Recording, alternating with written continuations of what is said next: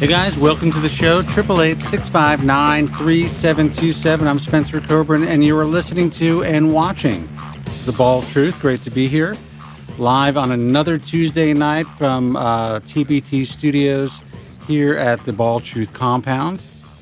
Look, if you're new to the broadcast, don't know who I am, why I'm here, I'm the guy that does the hair loss show. I'm the guy that's been doing the hair loss show for almost 18 years. And I'm the guy that does the hair loss show because I have been a hair loss sufferer for more than 2 decades of my life. I'm the founder of the American Hair Loss Association, author of The Bald Truth and the Truth About Women's Hair Loss. And, I'm a guy who became a consumer advocate for men and women dealing with hair loss and a consumer educator because hair loss really fucked me up. I started to lose my hair at the age of 21, probably a little sooner than that. And I was not emotionally prepared for what it was going to do for me.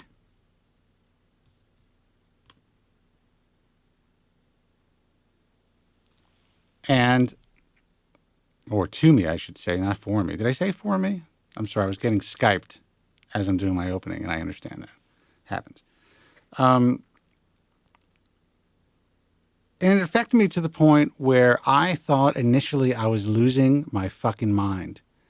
I didn't understand how everyone was walking around, you look at adult males, and they're balding.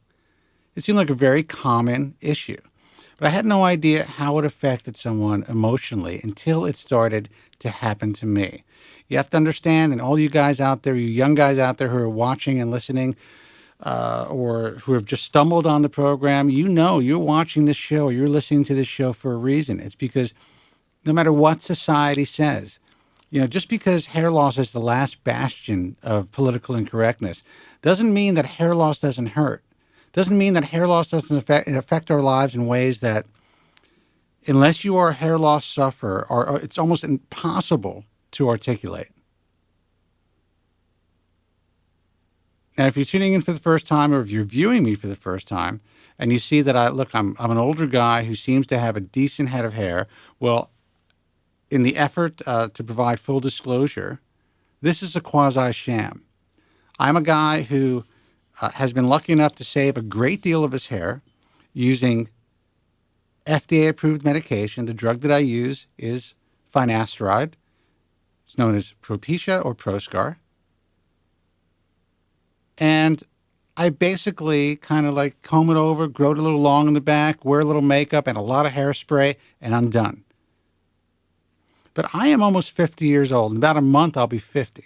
So I have to say that I feel extremely fortunate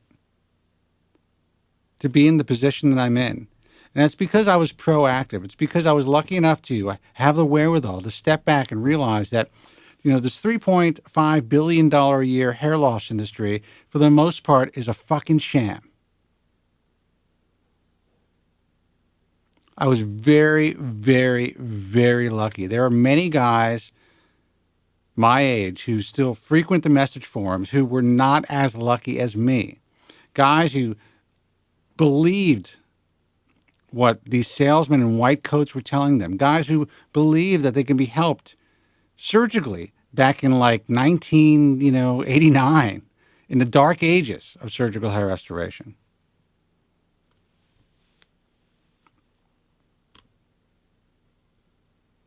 At a time where there was no information like this. There was no The Bald Truth. My book had not been published until 1998. But for some reason, I had the wherewithal to step back and say, you know what? These fuckers are full of shit. There's no way that they can give me what they're claiming to give me. I knew it. When Dr. Norman Orentreich sat me down and said, if you're my own son, I would tell you to try a few hair transplants, and there was really nowhere to put the hair. I was like, A, where are you going to put it? And B, what does try a few mean? They would have been 4-millimeter plugs put into the slightly recessed area in the corners of my hairline, and I would have been a man-made freak. I knew that was the day, and I talk about this all the time, that I knew something was up. So you guys are really fortunate. You guys are extremely lucky. You guys have the opportunity to learn from the mistakes of those who contact us, who call the show, who go on our message forum, Bald Truth Talk. You guys have the opportunity to speak and to vent about a subject that I didn't have the opportunity to talk about. I wasn't allowed to talk about this stuff. I would bring it up to my family and to my friends, and everyone thought I was fucking crazy or obsessive compulsive. So I wanted to create a platform where, because I knew, I didn't think I was crazy, maybe a little sensitive, but I knew there were other guys like me out there. And almost 20 years later, no matter what radio has said in the past, no matter what the 14 agents and 33 publishers who originally turned me down for a book that is now the most read volume on the prevention and treatment of hair loss in the world, who said that this book would never sell, I knew differently. I knew that I wasn't alone. 888-659-3727. You know, we're supposed to have Joe Tillman on the show, but he is having some issues with his laptop. So what I'm going to do is I'm going to go straight to the calls. I'll take some phone calls first, and then we'll bring Joe on. We have a lot to discuss. And let's just freeball it. Let's see who this is. I'll go to line 4. Hey, you're on the air, man. Who's this and where are you calling from? Hello, you're on the air. 505 area code. All right. Goodbye. Can you hear me? Hey, you're on the air. Who's this? Yes, now I can hear you. Yeah, this is Star from Toronto. I also go by the nickname Showbiz Dude. Showbiz Dude. What can I do for you? Yeah. I mean, are you a guy on the forum? Yeah, I just actually serendipitously found your show a few days ago about Dr. Wesley, which somebody had mentioned I would want to speak with, and I have a consult with him next Friday or this Friday. Oh, interesting. And I'm pretty excited. I watched your whole show. I was like really glued to the screen. I could not believe somebody was doing this, and thank you so much. Like, what a great initiative. It's so wonderful. Well, I thank you for saying that. So tell me about your story. What's going on with you? Okay, well, the reason that my nickname is Showbiz Dude is because my career is in the performing arts. I'm an actor and singer. Okay. I just turned 40, and I had a first transplant. You sound a lot younger, by the way. You have a very young voice, which is good. Oh, thank you. And I actually look a lot younger, too. So that's one reason why I wanted to keep my hair, because the rest of me looks young enough to play like in my 20s still. Oh, wow. So performing arts, you have, that's where your life is, your longevity is how young can you look for how long, So the hair is really, really a big factor in that. So I got my transplant in 2012, and the doctor really did an amazing job. I have a nice hairline now, but I stopped finasteride 7 or 8 years ago thinking I'm invincible now. Oh. I'm not using anything anymore. I'm glad you're happy with your transplant. Can you tell us who performed it? Yeah, it was Dr. Rahal in Ottawa. Oh, well, yeah, you went to one of the best. Yeah, thanks to the research I did on the forums, that really helped. I'm happy for you. But the thing is, he gave me a really good hairline, but in the last 2 years, my vertex has just dropped, and just like last week when I watched your show for the first time, you talked about painting the back of your head. Yeah. I was so relating, because that's the big problem now is when I do stuff on camera, painting the back of my head no longer cuts it. Like, it's too obvious because there's very little hair left to blend the derm match with, right? Yeah. And I'm assuming you still have some hair in your crown to blend it with, right? I'm very lucky, yeah. I still have a decent amount of hair back there. Okay, so now I've got to make some decisions, because I panicked after watching the last thing I recorded as an actor, and I went and got a system. I got a hair system. I shaved off the top of my head, including the transplants, and I was like a mess. I've been a mess since December. Well, let me ask you this. Yeah. Okay. You said you stopped using finasteride because you felt invincible. Well, that's not the only reason. My family doctor did not want to prescribe it because he said, we don't know the long-term effects. If you want it, you'll go have to see somebody else. So I would go see somebody else. Right. But then, just like you talked about the tsunami in 2007, I started reading these stories about, a guy who killed himself because he got off finasteride because he was impotent and he couldn't live with himself, not having a sex life, blah, blah, blah. Now you got off, you were on finasteride and you got off of it. Did you have any problems? No. Okay. No, not at all. So, I mean, so I think I just got why would all of a sudden there be, and this is what I find interesting. You've already experienced it. You've been on it with no problems. And I don't know, did you have any problems when you were on it at all? I don't know. I mean, sometimes girls would tell me, wow, you don't come really fast, Well, things like that. But I don't know if that's normal. I think the opposite would be a problem. I think if they were telling you that you were finishing fast, that's an issue. So, Okay. yeah. But as far as you getting off of it, you've already experienced it. You were on it, you got off of it, and you had no issues. So that's kind of like a transference. You're reading about this, and I understand it. And if you watch that show, I probably said that if I would have read this stuff back in, the early 90s when I started using ProScar, you wouldn't see me behind this mic right now. I wouldn't have written my book. I wouldn't have lived the life that I've lived, and I would not have been doing what I do because that drug changed my life. So for me, it was, basically a miracle, but I understand that if I read this stuff, I would never go for it. But in your case, it's interesting. I just wanted to put this out there because I find it interesting because you've already experienced it. You've tried it, and you got off of it, and you had no adverse side effects. So I find it interesting that reading this information would then scare you. It did. But I get it. Combined with, one doctor who didn't want to prescribe it, I thought, who knows what I'm doing to my body? And ultimately it came down to the fear that maybe I'll lose my sex life or my hair, and you have to make a choice. I understand that, and that's reasonable. I'm just trying to get, figure out the psychology, but I get it. So, okay, so fast forward, you had your transplant. Obviously, you had good results. You started to lose ground. You freaked out because you saw yourself on camera. You were unhappy with what was going on, and you decided to get a piece. But in order to wear that piece, you were told that you had to shave down a certain amount of your hair.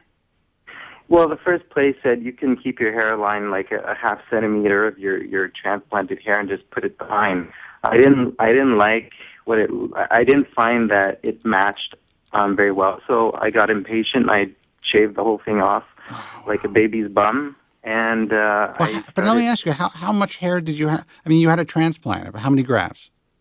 4,339. So you must have had a lot of hair in the front and the mid-anterior scalp, right?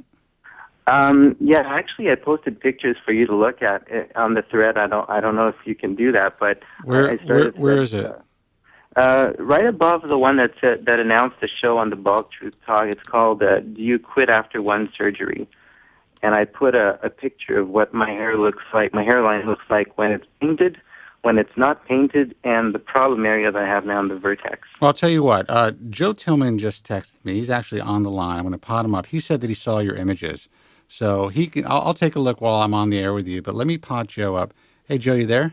Yeah, I'm here. Can you hear me? I could hear you. Yeah. Are you able to hear everybody good? I certainly am. Yeah. Okay. So I don't know if you know who Joe Tillman is. Joe, introduce yourself, and I'm going to take a look at the call. I'm going to take a look at the images. How you doing? Oh, not too bad. I'm excited to be part of this. Awesome. Yeah. No, I was listening in the background, and I'm actually familiar with your case because I saw you posting on the forums. Can you guys tell me while you're speaking? Can you tell me where the thread is exactly? Okay. It's in the transplant. Start your own topic. Surgical hair restoration, hair transplant. Start your own topic. Do you quit after one surgery? Okay. All right, Joe. That's basically sorry, I was I was trying to get to this because I need to make sure it's the right guy that I saw. Okay. All right, so I'm looking at your pictures now. So wait a second. So is the first one a before picture, and then the second one's an after picture? The first one of my hairline is without the derm match. Okay. That's with the transplant, but without the derm match. If you look at the second one, my hairline looks full. That's a professional actor headshot. Right. I put the derm match in. I looked fine, like $1 million. But if you take a look at the third picture, that's what's going on behind the scenes without Dermatch. Okay. Well, I will say this, and I'll let Joe make an assessment as well. You definitely have significant crown loss. So putting on a piece was not unreasonable. I was under the impression that you had, a tremendous amount of, you had a lot of grafts done, but I thought that you might have more fullness towards the mid-anterior scalp and even towards the crown, and that maybe you shaved too much of your hair off. So I understand why Derm Match was not working after a while, because you do have a significant amount of hair loss. Yeah. Joe, what do you think? Yeah, I was, like I said, I had seen the case. I just want to confirm it was the right one. I didn't want to put my foot in my mouth, but That's nothing new. It's nothing new, I know. But the thing about this case is there are options, and but before we go into that, I think that it's just unfortunate, and I've heard this I don't know how many times where someone was actually on Proscar Propecia successfully and heard or read about side effects or the way it was affecting other people, got scared, stopped taking it, and then they're in the exact same situation. And I think it's really unfortunate, and I hate seeing this because you were, I think in your own words, you said you felt invincible at the time because of the amount of hair you had, and it's only because of what you heard on the internet that you've now been put in this situation. And I can't stress enough to people that you got, when you hear this stuff, you have to do your own research. You have to come to your own conclusion based on a whole variety of sources for this subject. You can't just hear about one guy having an issue and just dump it, because you will suffer the consequences. As you are well aware, you've suffered it yourself. So, that's my rant on that. But I think that, and why don't you make the guy feel even worse than he does already, dude? Well, no, I mean, it's just it's unfortunate for him, because of the guys out there that are spreading disinformation. They're saying, oh, there's so many cases of this, dicks falling off, men turning into women. It's like, no, there's not. And it's scaring the hell out of people like the caller, to where they're making decisions that ultimately, aren't the best decisions to make. And right. I hate hearing that. I mean, it breaks my heart. And well, one thing that we didn't ask is, and so what's your name again? Do you want to be called your handle? I'm sorry? You can call me Biz Dude if you want. Okay. Well, I mean, what's your name? What name what name would you prefer? You can just call me Star. Okay, Star.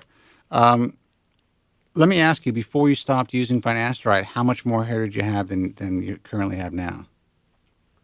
I did not have an opening like that. I mean, that is the last, I would say, 4 years. I mean, I stopped 7 years ago finasteride, but this big opening, I would say probably like 4 years ago. So, but it's been worse in the last year. I mean, I've had a lot of really shitty life experiences, which may have contributed to that. I'm sorry to hear that.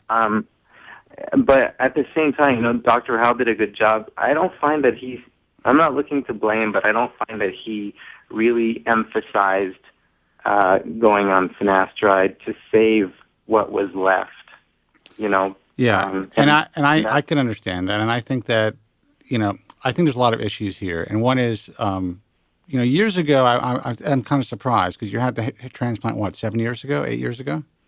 No, my transplant? No, in 2012. Oh, you had in 2012? Yeah.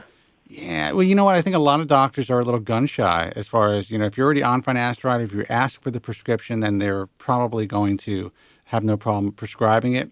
But I do think, and Joe, you can correct me if I'm wrong, that a lot of guys are becoming gun shy now in offering the drug, because there's so many issues online, and they really feel that they're going to be put in the hot seat if something, even if it's psychosomatic, happens to the patient.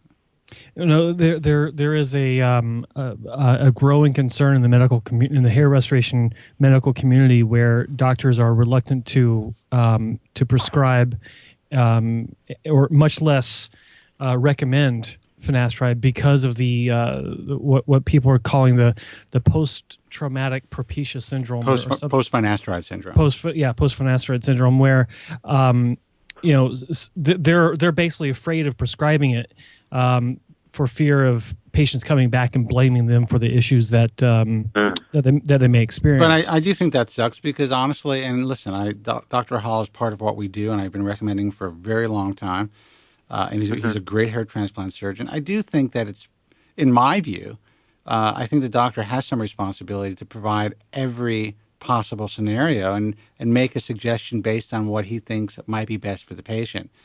I know how difficult it is now with the like Joe just mentioned that, but I do wish that he would have said, hey, you know what? It would be in your best interest to at least think about getting back on finasteride. Yeah, me too. And I mean, I like that you mentioned the emotional aspect at the top of this show.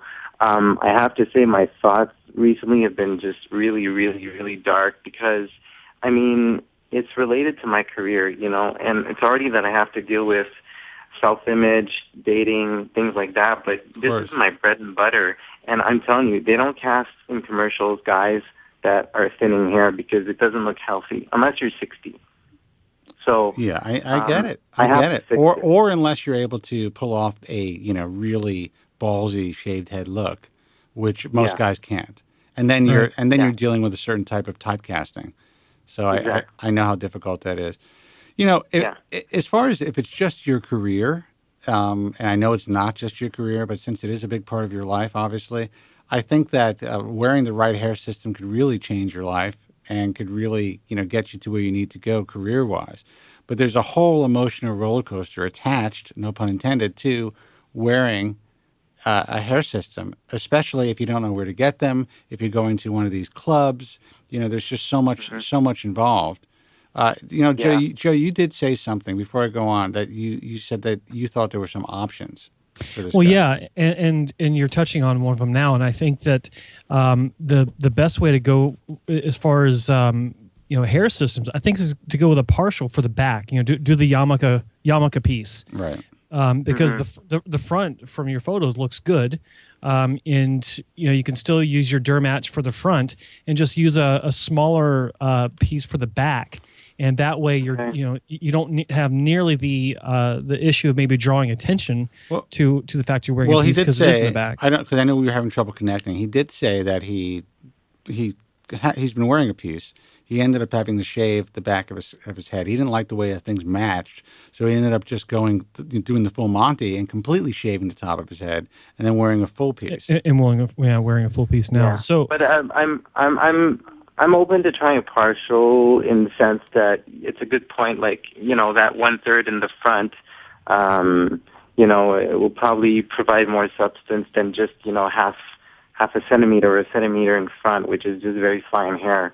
I mean, the detectability was one big issue. The other issue was just I was starting to be afraid of damaging the follicles because recently I read about all this stuff, and I am considering another transplant with Dr. Rahal.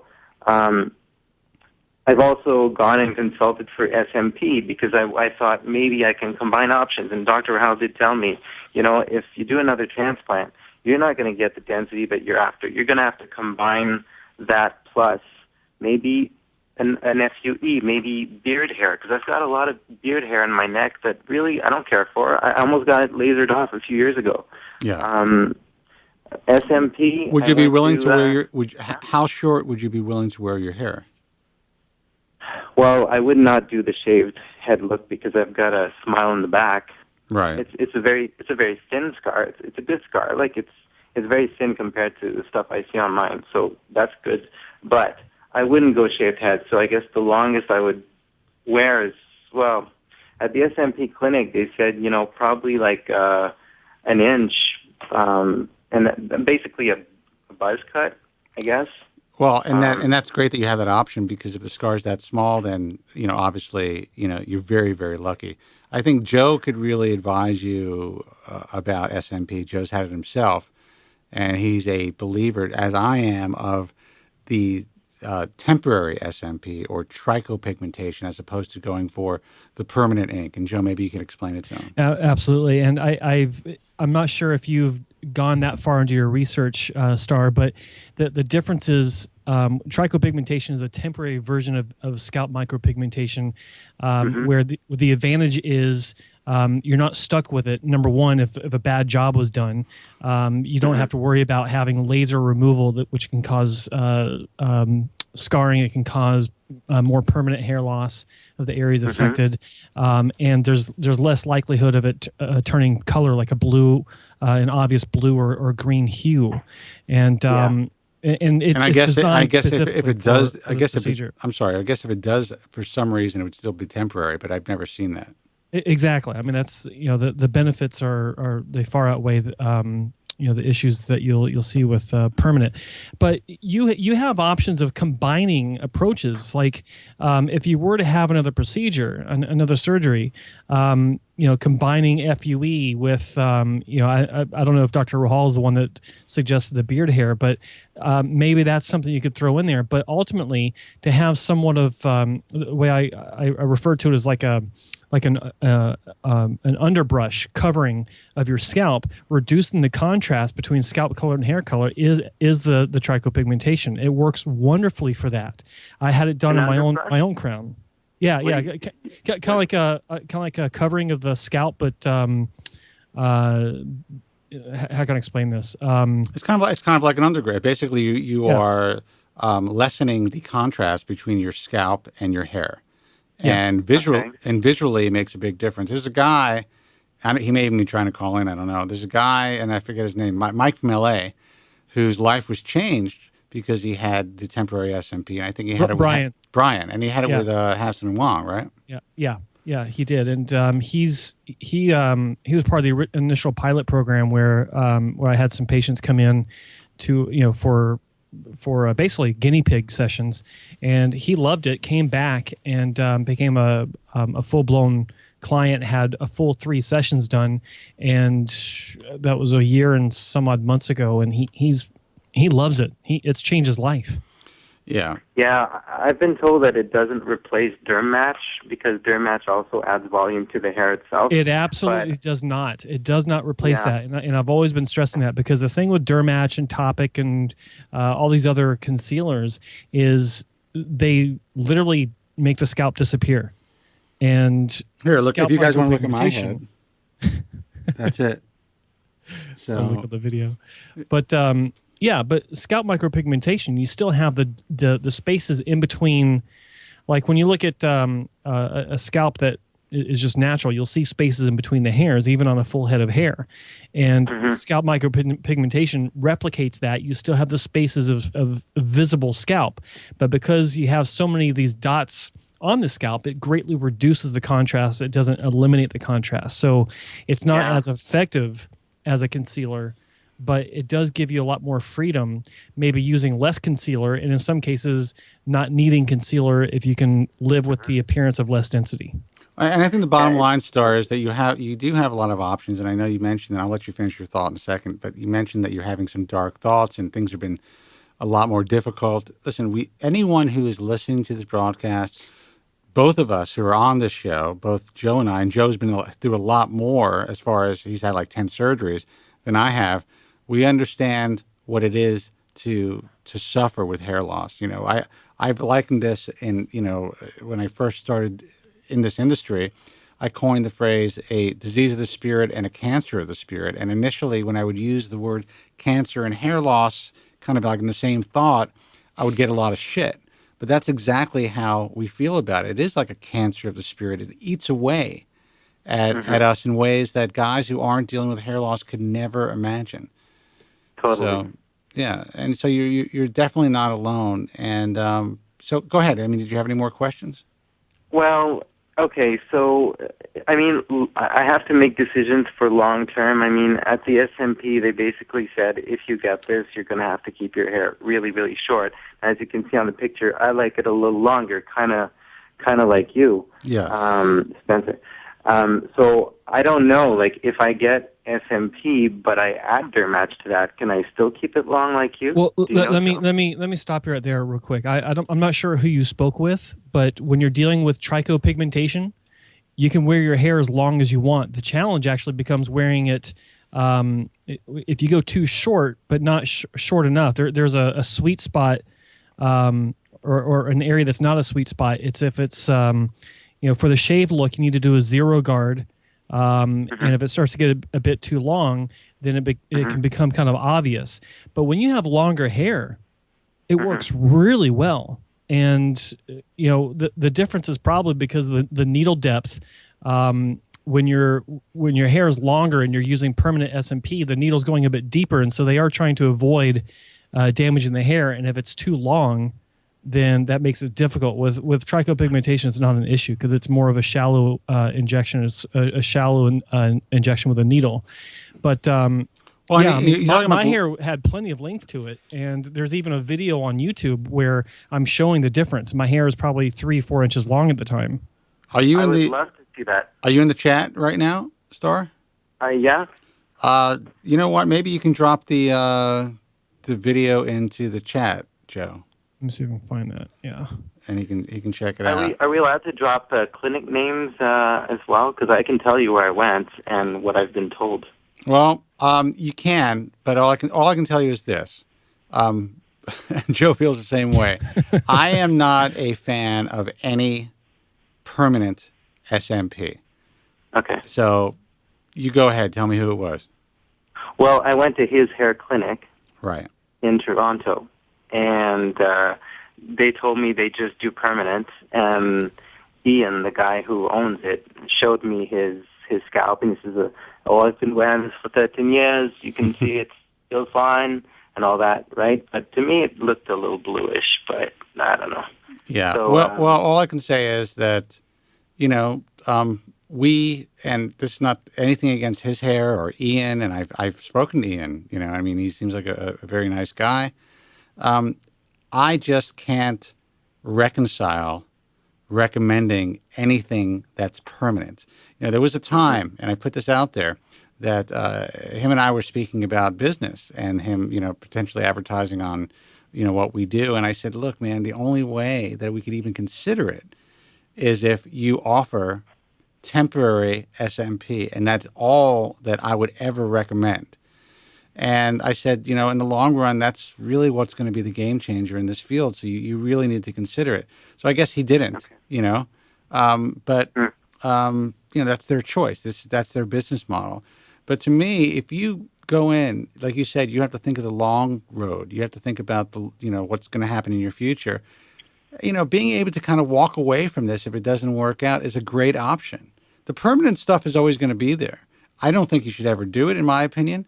I think, but I think that, if you're going to try it, at the very least, start with the temporary stuff. And this way you can kind of gauge how it works with your longer hair. And Joe, did you drop that link for him? I'm still grabbing it right now. I just want to make sure it'll play. Make sure that it's not the wrong link, if you know what I mean. Exactly. But So Spencer, I just wanted to ask, because we talked about a partial system, so that would mean a bit like maybe half the stress that I already have with a system. Like detectability would not be so much an issue, but there's still the whole I'm wearing something. Girls might run their fingers through the hair, whatever. I might go to set work, and the stylist absolutely wants me in their chair, and they start playing with my hair. And I'm like, no, please don't touch it. Like all these things go through my mind. So ultimately, I would prefer not to wear a piece. So that's why I went to see Dr. Rahal to say, how many grafts can you get out of me, and where can we put them? So he said, go ahead. Yeah, go ahead. Well, he said, he says you have a fine caliber hair. Your density is not very good. So, you could do a lot of laxity exercises, and you'll get 1,500. So I'm like, okay, well, those are really precious to me. Where do I put them?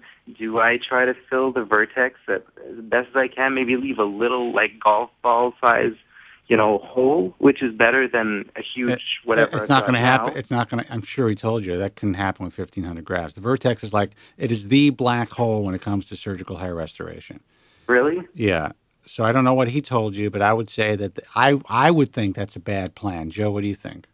Well, filling the vertex is, like you said, it's a black hole, and I'm sorry, and I do apologize. I didn't hear the whole thing. I was trying to work with this video, but what was the basically Dr. Rahal said he could maybe because he has, if he works on his scalp elasticity, that it maybe he can get 1,500 grafts.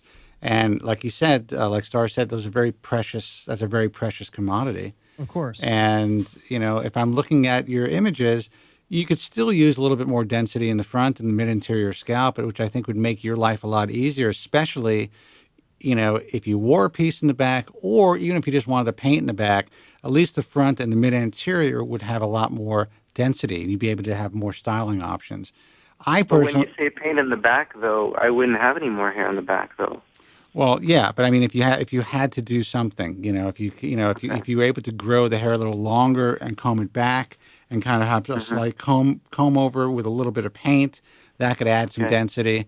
But to me, I think that you would be, and doctors will do it, but I think you'll be very disappointed and end up not being happy with your overall density anyway. Joe, what do you think? Well, no, what you said actually reflects on something I was going to mention earlier, is that in Star's industry, the entertainment industry, I've worked with a lot of actors, and you'd be surprised at how many of the actors that you actually see on TV and the movies paint their head, yeah, are really bald in the back and wear a partial piece, even a combination. I mean, it's amazing. And so, I think that if acting and being on stage or, whatever else you do is in the performing arts is that important to you, I think it's in your best interest to have these grafts placed in the front, add some density to where if you do grow it out, you can brush it back. And if it gets to the point where or when you get back up on stage or in front of a camera, you have the option of a partial piece for the back, which can be undetectable on camera or in person, because if you find the right supplier, no one would ever tell. I mean, there's some damn good systems out there. And that's the thing, though. I mean, you did mention the fact of detectability as far as someone touching it. The thing is, man, how old are you now? I'm 40 now. All right. You got to come to terms with this shit, dude. You got to say, all right, you know what? I want to live in my life and walk out in this world and feel comfortable in my own skin as far as the way that I look. And I want to be able to work. Damn, you're right. I'm sorry? For sure. Yeah. I said damn straight. Yeah. And so you're going to have to make some real just changes and decisions. You're going to have to man up as far as if it's a woman, you're going to have to say, listen, you're 40 years old. You're not 25. And not that 40 is old. I'm almost 50. But, I was telling people I was painting my head from the beginning. I mean, it was cathartic to be able to talk about this. And every woman that I was with, whatever it was, listen, I was single, not single, because I'm not really married now, but I've been with the same woman for 15 years. But I didn't decide to settle down until I was 35 years old. So I was out there banging around with like a crazy amount of hairspray and paint on my head. Okay? And I didn't want to have to wake up in the morning worried about what was going to be on the pillow. I tell them right away, rip it off like a Band-Aid. And you know what? Yeah, every once in a while you get kind of a strange look. If you get a couple of drinks in them, they forget about it completely. Pretty much. Yeah, that's absolutely true. And then eventually it doesn't make a difference because they have fake tits, or they've gotten some chin job, or they're basically wearing a mask full of makeup when they meet you. So I mean, I'm telling you, women will, especially if you're a cool guy and you say you're youthful. I'm sure you're good looking. You probably take good care of yourself. All they want is for you to look good. They don't care how that's achieved. And as far as sitting in someone's chair, you don't think that when you're on the set, you don't think these people have seen everything. They have for sure. People are putting in there's actors taking out their teeth and putting them in a glass. Makeup artists have the best stories. Yeah, I guess a lot of the paranoia is in my head, and my buddies hearing and going, "What?" But I guess I got to fight my own demons on this one. But coming back to your suggestion to put the grafts in the front or the first half, if I did that and eventually, I didn't want to wear a system anymore, I'm, let's say, 60 by then, and I'm graying, but I just don't want a fully bald crown. Do you think that you can just go in and maybe just do beard grafts there with a bit of FUE, or you need to mix it with a lot of scalp donor for it to work well? My opinion on this is that first off, you need to grow your beard hair out and see what kind of texture and characteristics it has compared to the hair on your scalp. Because most guys, their beard hair is completely different than their scalp hair. In my case, my beard is salt and pepper and a little bit of reddish and brown. It's like I look like a mutt on my face. My scalp hair is dark brown. I'm 45 years old and my hair is dark brown. I have a few grays popping up here and there, but that's it. So if I were to have majority of my majority transplanted into a crown, if it was considerably thinner than it is, then in my opinion that would stand out. And that's when you got to start dealing with different types of techniques to soften it and maybe blend it with color. It's like, okay, that might be a pain in the ass, but mixing it with scalp hair, I think that is maybe something to consider if you find a doctor that has a proven track record with beard hair, because that's another thing is, a lot of doctors talk about options, but the question is, can they show you examples of it? I also think you're talking about the future. When you're 60 years old, I think there's going to be a lot of changes in the field and in technology by the time you're 60. I just have that feeling. So, you want to try to get past this next decade and feel comfortable in your own skin. I think our suggestion, my suggestion, Joe's suggestion about really utilizing those grafts where they're needed most if you decide to have surgery is the best bet. Yeah. And, and I have to take some more calls, but one question that I do have for you, where are you getting your hair systems? Are you going to like a club or something? No, I started with Hair Direct, but they never got the order right, so I'm actually requesting a refund now because I put in my first order in September, I think. Yeah. What I received was not working, and then I asked them to do a remake. In the meantime, I already had I was panicking, so I went and got a stock system locally. Right. I wore that for a while. The remake was taking forever. I had to get another stock system. So I went to a few places. But honestly, if I had to redo it, my advice to anybody would be start locally, work with your technician locally until you find what suits you, what works. And then if you want to pay less, then send it in for duplication. But see, like these were mistakes I made. I thought, Hair Direct, I'll just do it all on my own. I'll save money. I'll do my own maintenance. But it's far from where I live, and it takes a while they ship to China, but then they have to ship it to me as well in Canada. So, it's a lot of time stressing about when am I going to get sorry? I think the problem with Hair Direct might be that they do so much volume. They've kind of really done an incredible job marketing themselves online. They have great videos and great educational, content. But I think they probably do so much volume that it's difficult for them to get things to people in a timely fashion. I have heard that critique, and I've heard the same critique. And I actually think you made a really good suggestion, which I have never made to anybody, but I think I'm going to steal that from you if you don't mind. And I think it makes sense. Find someone locally, even if you're paying more, because they'll do the ordering for you. They'll take the bullet if it doesn't work out. They'll reorder. You have someone to hold your hand, and then you can take the pieces that work and get a spare piece and send it to either Hair Direct or Cool Piece or any of the other vendors online, and you're probably going to have better luck that way. I think that's a good idea. I like that. Yeah, that makes sense. And I think that going with this is a good way to deal with the back. And like Spencer was saying, like I was suggesting, see if you can't just have the front set up with more density and go from there. That was his suggestion, Dr. Hal.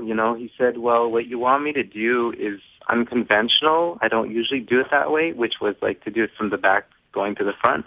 Yeah. But he said, I'll do it if that's what you want, but I'm telling you right now, you're going to have to combine with, SMP and beard hair and whatever, because you're asking me to cover a big area with not a lot of grafts. So he says, I would rather continue filling your front and stuff like that, and you wear a system in the back. But of course, it's up to me, right? Of course. Well, but I mean, I think that but it's up to you. But his advice is good, and frankly, I'm not even comfortable. And again, I love Dr. Hall when doctors are like, and I guess who am I to say this? But when doctors are like, well, if that's what you really want, I'll do it. It's kind of like, if a woman wants to get double F breast implants and she's 110 pounds, And the doctor's like, well, you know, genetically and your proportions really won't fit, and you can have, you know, long-term complications. But if that's what you really want, I'll do it.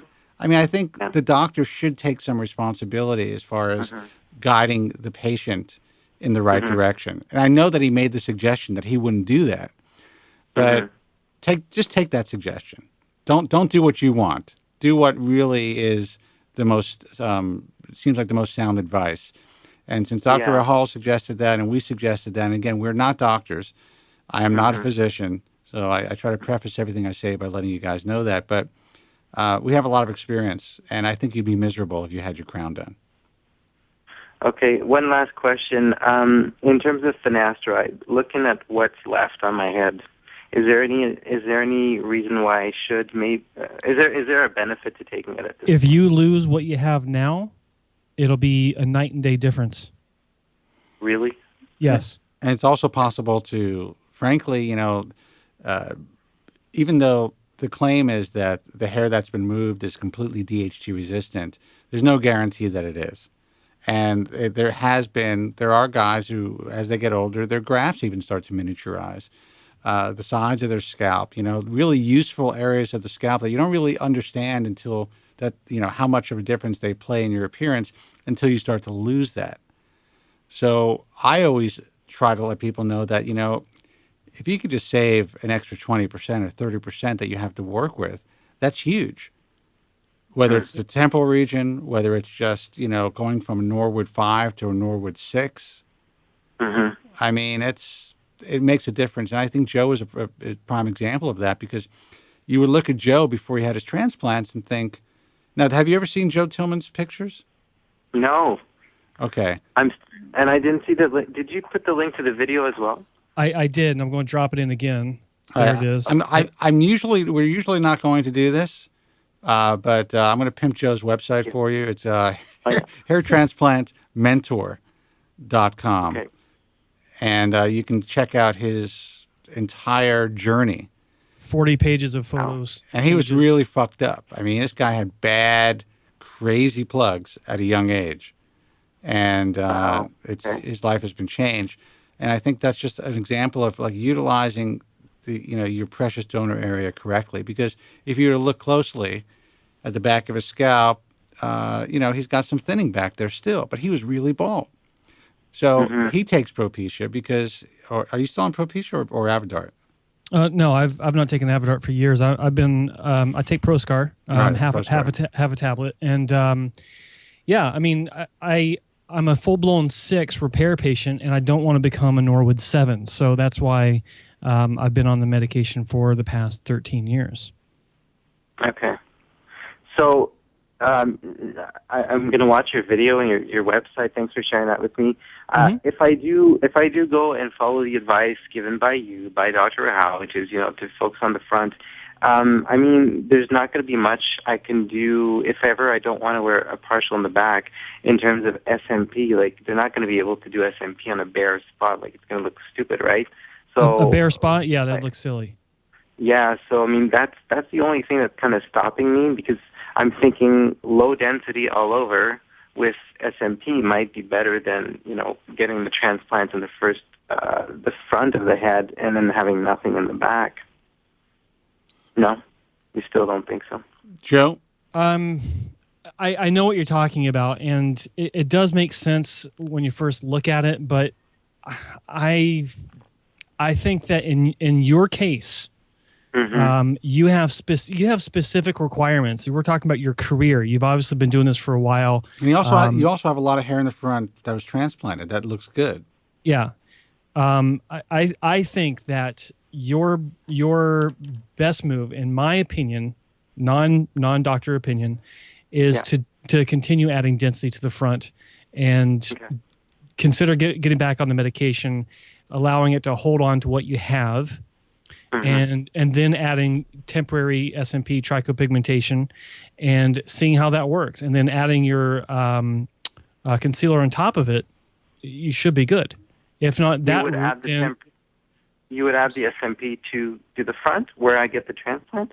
You Or can, you talking yeah. about the crown? Well, you can do it in the front too, but you don't need to. I think the transplant in the front would be fine, and then trichopigmentation for the crown, and then you could still add some concealer on top of the crown for the best overall effect, or go on with that partial system for the back for the jobs where you need to have a full head of hair.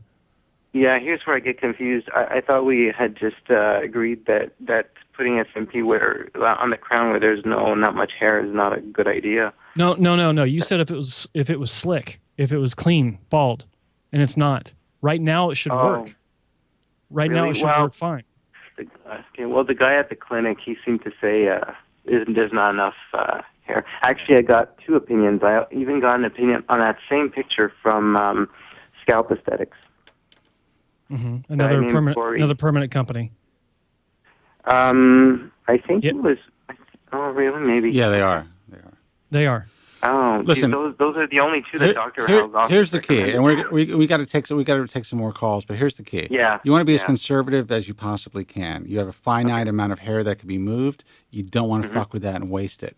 You know, and you don't want to be relegated to saying, okay, now I have to do SMP for the rest of my life, or now I have to do something for the rest of my life. At least, at the very least, when you look at yourself in the mirror, or you see a picture of yourself from the front, you know that you're going to utilize that hair in the best possible way to give yourself a great framing of the face and a really good style in the front. You're going to have to make a decision. A piece may be your only option if you want full coverage. Okay. And you just have to kind of come to terms with it, dude. Okay. I don't mean to give you the tough love, but I know how difficult this is for you. But I want you to. I'm glad I got two more opinions because honestly, it means something to me. I know you guys have a lot of experience and you've dealt with a lot of people and you might be able to see something that I'm not wanting to see right now. Right. But yeah. Well, again, so thank you so much. And I appreciate you saying that. You have to, in the end, you're going to have to go with your gut, and you're going to have to, just take what we're saying as, I've been doing this for 20 years. Joe is this guy's had 10 surgeries. He's been through the mill, and he's been in the industry for over 10 years. And we've seen it all. And we've seen all the complaints and all the miserable young guys and all, guys your age who have made decisions to kind of, in hopes that they were going to completely solve their problem, and they end up making their problems worse. So okay. I just want you to be careful, all right? And again, surgery is always there. You don't even have to have another surgery. I was going to say the other option is just don't do anything. Yeah. Yeah, no, I think I'm pretty sure I want. Okay. I'm ready for another surgery. I'll tell you what. Keep us posted. Feel free to call the show. Sure. We're on Tuesday nights. I see you send me the link, or I found the link to your forum post. Keep people apprised of what's going on, and ask questions. But also do yourself a favor. Take what you read on the forums with a grain of salt, because you don't know where it's coming from. You don't know if it's some guy who's trying to sell you some shit. You don't know if it's some guy who's just maybe Dr. Rahal's competitor, whatever it is. We try to keep a clean place. We're a semi-private forum compared to the other forums, so it's well moderated, but you still got to be careful. Okay. All right, man? All right. Joe, it was nice meeting you. And Spencer, thank you so much for what you do. Keep doing it. Oh, Star, listen, thanks. You too, Star. Good luck and feel better, okay? Thank you. All right. Thanks so much. Take care. Good night. Take care. Yeah, it's tough, man. I wanted to give him a lot of time because it was a good call. He had a lot of questions, and I could hear the angst in his voice. And it kills me when these guys are on that, they feel like they're on this, on the ledge, and they don't know where to go. And he said, he's teetering, and he's got different directions. It's not just go over the edge. It's like which edge to go over. Right. Yeah. And I've seen this so many times where he had a decent sized surgery, and obviously it looks like it made a huge positive impact for him. But now he's got this other issue, and his options are. It's fucking propecia, man. That's what kills me. And you said it. He quit 7 years ago. Who knows where he'd be if he continued? He probably wouldn't be calling the show. I was going to say he probably wouldn't be sitting on the phone calling us at this point. But it is what it is. I mean, But we Yeah, learned it makes something, me and sick. I think that he helped a lot of people because that's a good suggestion. I know a lot of guys who order online, and especially from the larger places, and they have a lot of problems, and it takes months before they get their piece, and then they're disappointed with it, and then it takes months, and by after a year, it's like, okay, maybe they got something good, and then they're able to duplicate that or replicate that. But Yeah. I think if you have something local that works for you, even if it costs you twice as much or three times as much, at least you have an example. And I think that's a really good idea. Yeah. Let's take a phone call. Hey, you're on the air. Who's this and where are you calling from? Hey, Hey. Spencer. Yes. How are you? I'm fine. How are you? Who's this? I'm good. Listen, thank you so much for letting me speak on your show. So I'm from I live in Maine, Okay. but I'm originally from France. Okay. And so I'm 38 years old. I moved to the States about 8 years ago, and that's, the lifestyle and everything, that's when I started really shedding, Oh, really? And now, I'm sorry. yeah. How did you tell me how old you were? 38. 38. Okay. Yeah. And now it's really taking a toll on me because, I was trying to deal with it. I come from a more conservative society, conservative family where you don't talk about those things. Sure. And, it doesn't really happen anyway. But when I look at it under any angles, does it affect self-confidence? Of course. Absolutely. It does. Oh, It does, and to a huge extent. it's huge. It's huge. Anyone who tries to deny that And, is fooling themselves. You can't really, guys who don't have to deal with that problem can't understand that. That's right. You just can't. It's impossible. So here's what I want to say, first of all, because I'm very sure about it. I'm not from here. I'm not from here originally. Hair loss is very, very closely linked to your lifestyle, to the amount of bad food, stress that you have. Why do you think that in some countries there's no hair loss? Like, look at the Japanese, Well, Look at- I absolutely believe that there is a strong component to It's very, kind of tripping that genetic trigger with lifestyle. Back in 1990. genetic, Spencer, genetic is a bit of bullshit as well. I'm sorry to say that, but I'm going to have to I'm going to have to no. disagree with you. But go ahead. Yeah, it's not all about the genetic. It has to be. It's easier for some people to trigger that phenomenon, to trigger hair loss, but it's not all about the genetic, and it's very closely linked to your hormonal system. It's your body trying to tell you something. Hey, something is wrong. But anyway. Well, I'm going to agree with you to some extent, but I will say that there is a huge, strong genetic component that can be triggered, and you're right. It's obviously it's hormone. Androgenetic or androgenetic alopecia. Androgenetic, yeah. Yeah, it's androgens and genetics. Period. Yeah, and another thing I want to say is that, I know some people who are in the scientific field, and I can tell you something.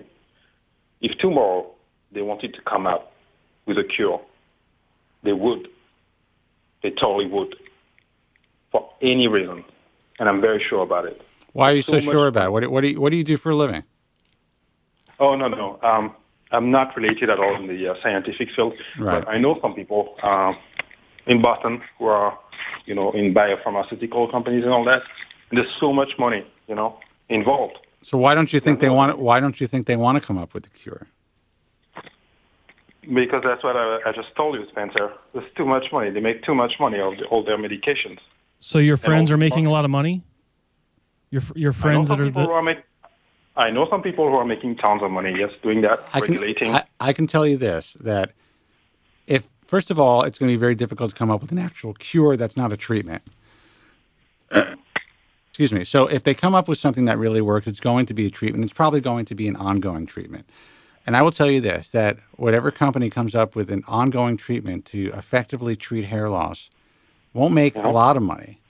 They will be making billions upon billions of dollars. And anyone that's involved with this company, whether it's physicians that are administering this treatment and companies and service providers and websites, it's just going to trickle down throughout the world. And there'll be so much more money to be made than with the shit that's being sold today. So Yeah. I have to disagree with you.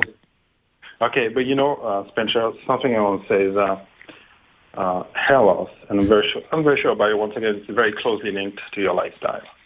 I don't disagree with that. I don't disagree that there's a component there. Joe, would you agree with that? I think that there's a component attached to that, but it has to do with. I think a lot of what we see in North America has to do with the processed foods Right. that we're eating. Yeah, absolutely. Because you know what? Even what they claim to be organic is not organic. It's not. But anyway, so I go on the French forum as well a lot, Spencer. Yeah. And it seems like the guys in France who go through hair loss and who want to get a transplant, they're crazy about Turkey. They all go to Turkey, man. Yeah. You know why they go to Turkey? Because it's like, €1 or €2 a graft. Yeah, but apparently there's some good surgeons as well over there. Well, yes. I mean, Oh, no. We currently recommend a couple of surgeons. This is the thing. We get applications, and this is not, I'm not even exaggerating. We get several applications a month from new Turkish clinics that are popping up. They are popping up like crazy. So Like 500. So you really got to watch out. I'm telling you, man. And all these guys have checks in hand because they're making a lot of money. It doesn't matter that they're only making €1 or €2 per graft per surgery, because some of these guys are doing 5 surgeries a day. So I mean, they're rolling in it, man. So these guys come to me with a lot of money. They're willing to pay a lot of money to be a part of the IHRS. And we cannot take them. So what I'm telling people is it's fine to go to Turkey. It really is. We recommend 3 doctors currently in the IHRS. I don't think I'm going to be able to recommend any more based on everything that I've seen. Yeah, so, exactly. I'm sorry. So I think, it's finally getting to the stage where it's like taking a toll on me. So Yeah. I'm really thinking of a transplant. And so I'm going back to Europe this summer. And I'm trying to set up some consultations. So far, I think I'm going to go see Dr. Bisanga in Brussels, that's a good choice. Mm-hmm. Dr. Mwamba in Brussels. Another good choice. And I'm trying, but I think it's really hard because it's very busy. I'm trying to get into Dr. Ferradini. Ferradini. I mean, yeah, good luck with that because this guy is booked out. But I mean, look, you can contact them. You might want to just throw it out there that you are a fan of the Bald Truth and you call the show. Who knows? Maybe that'll help you get in. Yeah, and can I ask you a question? Like, I want to know because, to me, dealing with hair loss is more related to self-confidence. Do you know of a lot of people whose life has changed radically from the day they got their hair transplant? Like, hello. Yeah, you got one on the line right now. Do you know who Joe Tillman is? No, yeah. Hello. It's There. Spencer knows a lot of people have had their lives changed from the moment they had a hair transplant for the better. Yeah, I mean, it triggers a lot of things psychologically, and therefore countless things start to happen, in their lives, and this is obviously one of the greatest things about working in the industry is being able to be with these patients as they come in and they're scared to death. I mean, they sometimes you think you need to get them a diaper to wear in surgery because they're so scared about what they're going through, and it's like it's the accumulation of all their fears and their anxieties and their negative feelings about themselves. It's all culminating in this one moment of getting this surgery. I can see that. Yeah, right? Yeah, absolutely. And when they walk out the door, they have the biggest grin on their face. They're so excited. They're so. It's like and I know what this is like. It's like this giant weight lifted off your shoulder. And then after the next several months of pain and suffering of having to deal with the uncertainty and doubt, oh my God, what did I just do? Is it going to grow? Joe, is it going to grow? Is it going to grow? Uh-huh. Then when it grows, oh my God, they are different people. But you haven't even told us, and I don't mean to change switch gears here, but you haven't even told us what your situation is. You told me that you're shedding more, that you're more self-conscious, that it's affecting your life. Yeah. Well, I'm shedding more. The thing is that I know, because it started a long time ago, then it stopped. I know it can be reversed back again. I know it can stop. But where are In you my right case, now on the Norwood scale? How far have you progressed? How much hair have you lost? like 4.5. Okay. So I mean, it's So significant. I mean, it's definitely something that's changed your appearance. yeah, totally, yeah. So Dr. Bizanga replied to me, and he said, in my case, he would opt for a more conservative hairline, Yeah. with the like a bit receding, but with more density. Right. And I got another code from Dr. Erdogan in Turkey. Yeah. So he wants to go he wants a full blown hairline, with less density. But what I think is I think it's best to go more conservative. I agree with that. I agree, too. And I think that was a really good first assessment by Dr. Basanga. And that's what he said. Dr. Bizanga has been the most conservative Yeah. of all. But once again, he said, I need to look you need to come to Brussels. I need to look at you. I need, to see your donor area. I need to see what it's like. Dr. Mwemba said the same thing. They were pretty proactive.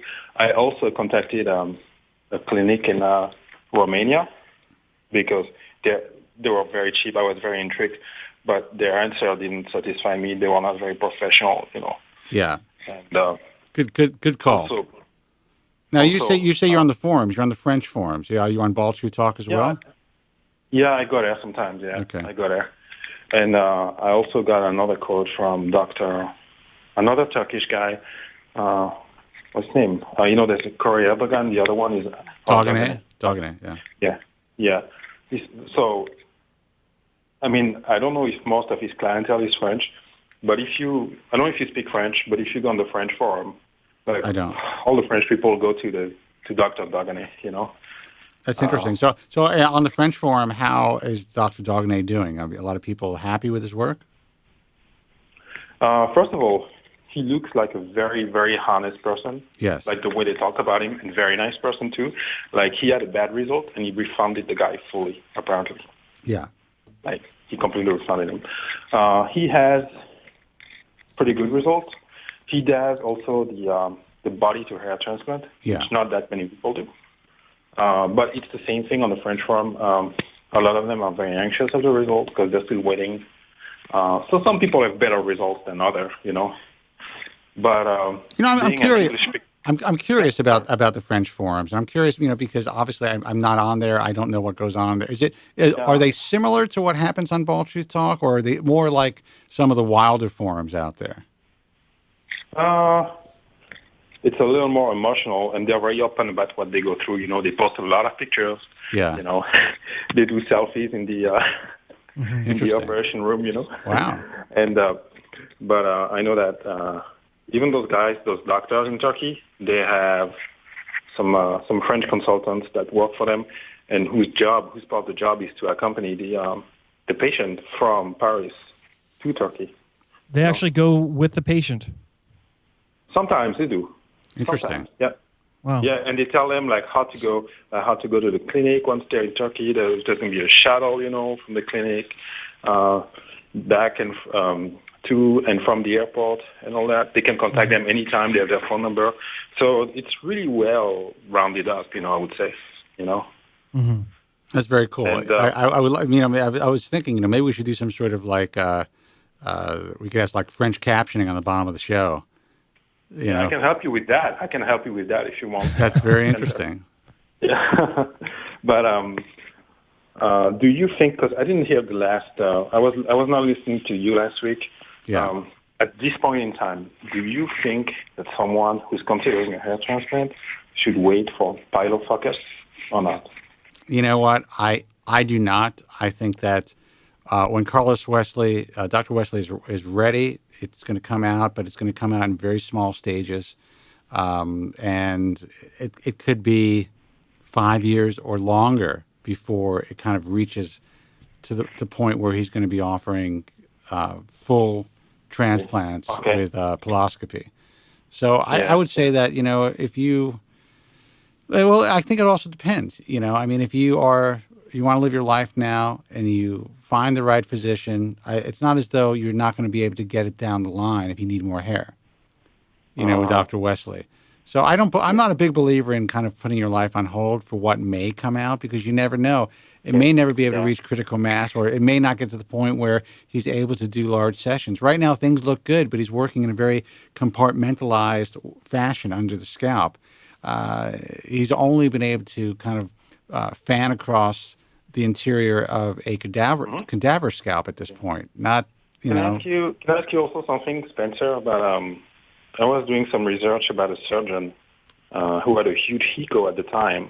A huge what? A huge ego among the hair loss sufferers. Ego. The guy, that was pretty. Everybody was talking about him. Yeah. His name is, you know him, right? Dr. Nigam. So what's happening to this guy? Look, all I can tell you is this. A lot of guys wanted me to interview him back then, back in the day. I was just like, listen, you got to really raise an eyebrow when someone is out there who comes out of nowhere and starts to really pander to the message forums. We don't know where he is. And frankly, I think that you guys are better off. Yeah. That's all I'm going to say. I have no personal experience with him. I know that he really did infiltrate the forums for a long time, and he gave a lot of people a lot of hope. I'm not going to say it was false hope, but, right now he's disappeared. So you guys be the judge. I'm just here to report. You guys decide.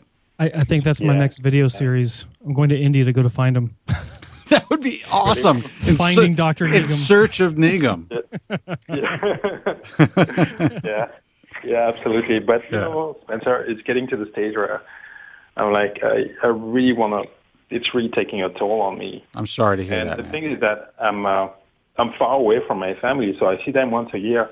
So every time I see them, they can tell there's a difference, Yeah. It's like they don't they're pretty shy about it. They don't dare saying much about it. And are you taking? That's what families are for. Are you taking Propecia? No, I'm not. I'm not doing anything right now. Because in my case, I know the answer is just, a hormonal answer. And I haven't been, it's my fault as well. It's my fault because I haven't been very proactive about it. Yeah. But I know I need to take care of this hormonal problem, And so I was pretty much getting away with it by wearing a derm match. Yeah. But now it really doesn't do the thing anymore. Now, are you single? Are you dating anybody? Is it affecting your love single. life?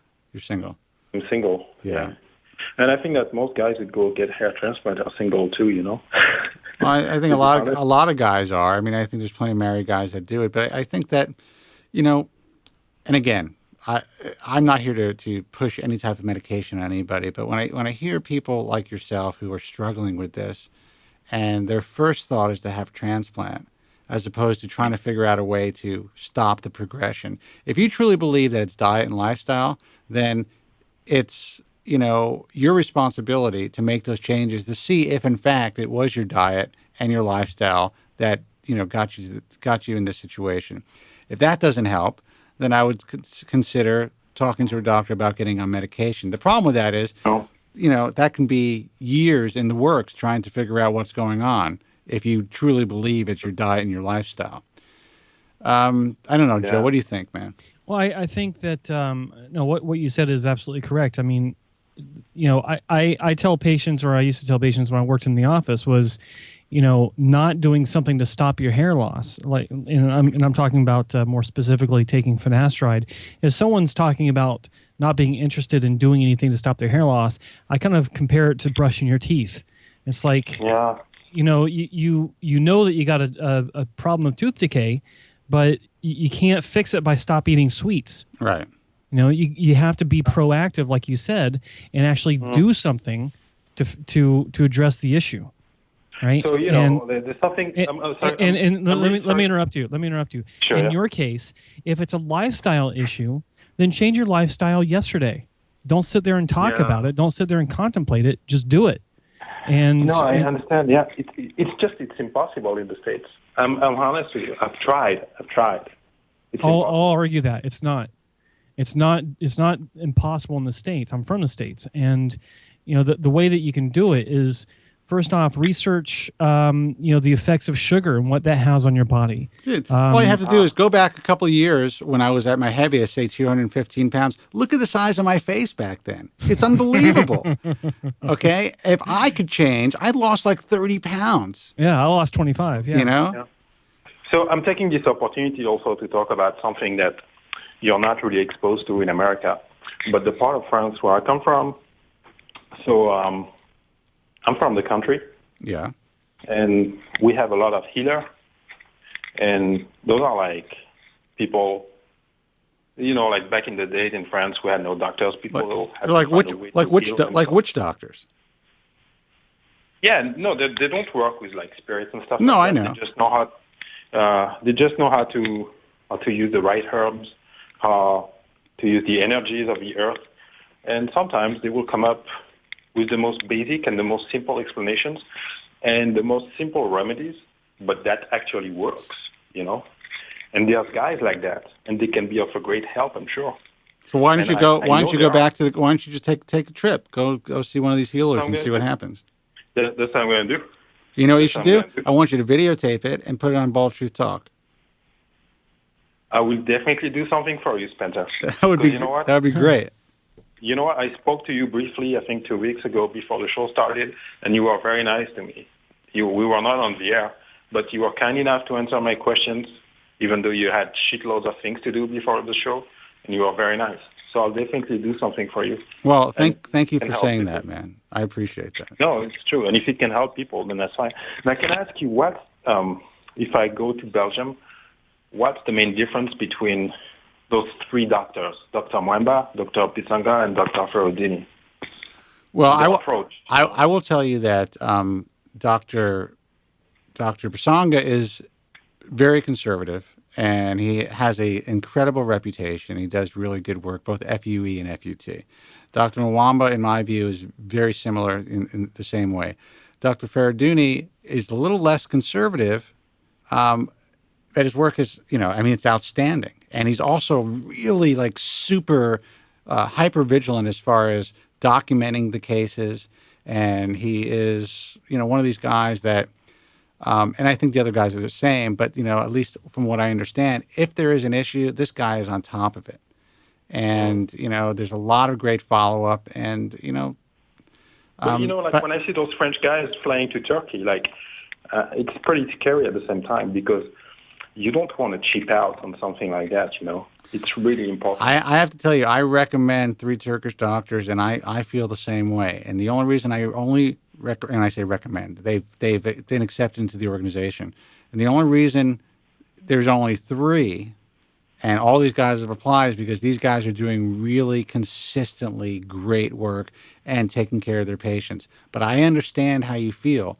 I personally would want to be as close to home as possible. And if that can work out, then I would travel. But I don't know. I don't know if I'd want to, it's great to save money.